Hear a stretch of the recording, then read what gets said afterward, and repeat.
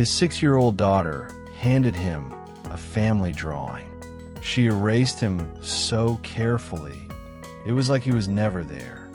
One person had been carefully erased. That person was him. For 7 years, Mark lived the same day on repeat. 5:47 a.m. Alarm. Dark bathroom. Cold sink. He brushed his teeth without looking up. The mirror showed a man he no longer recognized, so he learned to avoid it. Same drive every morning. Same traffic lights. Same radio ads promising happiness if you bought the right car or took the right vacation. Same gray office building. Same elevator smell. Same third cubicle from the window. Meetings filled with words that meant nothing anymore. Efficiency. Targets. Next quarter. Everyone talked. No one listened. Mark nodded when he was supposed to. Typed when he was expected to. Left when the clock allowed it. At home, he kissed his wife, Sarah, on the cheek. Automatic. Careful. Safe. She asked about his day. Fine, he said. Dinner with his daughter, Emily. She talked about school, about a class pet, about a girl who wouldn't share crayons. Mark nodded, smiled with his mouth, not his eyes. At night, he lay flat on his back, staring at the ceiling, waiting for sleep, counting days until Friday, then counting them again. He told himself it wasn't depression. Depression was loud. This was quiet, like dust slowly settling over a life he used to feel. That afternoon, Emily sat at the kitchen table with crayons spread everywhere. "Daddy," she said, "I made us." She handed him the paper. There was Sarah, smiling. There was Emily, bigger than life. There was their house, a sun in the corner. And then Mark noticed the empty space. A faint smudge, eraser marks. Someone had been there. Someone had been removed. "Who's that?" he asked gently. Emily shrugged. "I don't know. I messed it up."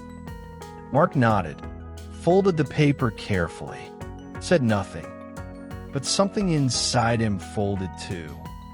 The breaking point came on a Thursday. Same road, same rain. Mark stopped at a red light. Wipers moved back and forth. The world blurred into gray streaks. In his rearview mirror, the driver behind him was laughing, talking on the phone. Head back, alive. Something heavy dropped into Mark's chest. Not anger, not sadness. Certainty. This was it. This was the rest of his life. The man his daughter no longer drew was the man he would stay. The light turned green. If he drove forward, nothing would change. If he stayed still, at least the noise would stop.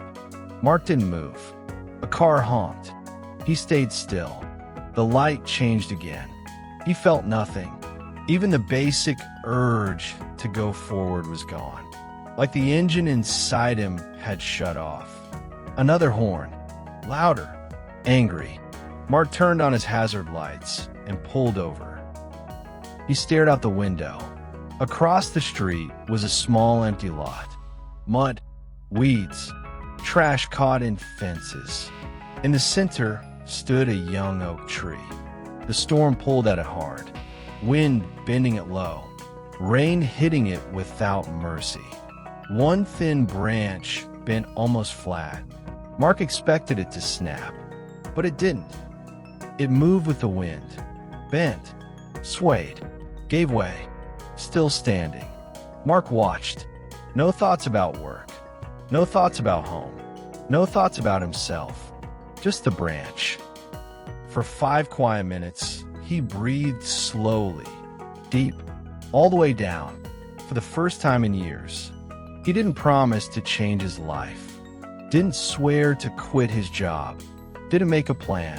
He simply stopped fighting the storm inside his chest. He let himself bend. Then, without drama, he turned off the hazards, checked the mirror, and drove on. Mark came home late. Sarah looked up from the stove. Concern flashed in her eyes. "You okay?" "Yeah," he said. "Just the rain." In the living room, Emily sat on the floor, drawing again. Mark didn't speak. He sat down beside her, on the carpet, not the couch, the rough fibers pressed into his palms. He watched her small hand move, pink crayon scraping paper. He noticed things he had missed.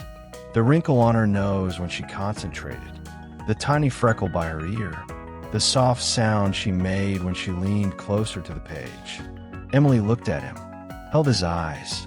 Then she leaned over, just a little. Her shoulder rested against his arm. Mark didn't move. Sarah stood in the doorway, wooden spoon in hand. She didn't say anything, but the tightness in her shoulders eased. Just a bit. The fridge hummed. Crayon scratch paper. Rain tapped the window. Tomorrow, the job would still be there. The drive. The cubicle. The storm hadn't stopped. It never would. But tonight, Mark wasn't watching his life anymore. He was inside it, feeling the carpet, the small warm weight against his arm, the quiet presence of his wife nearby. He wasn't rigid anymore. He was bending. And in that quiet bend, the feeling came back. The ache, the love, the ordinary, painful beauty of one more Thursday night.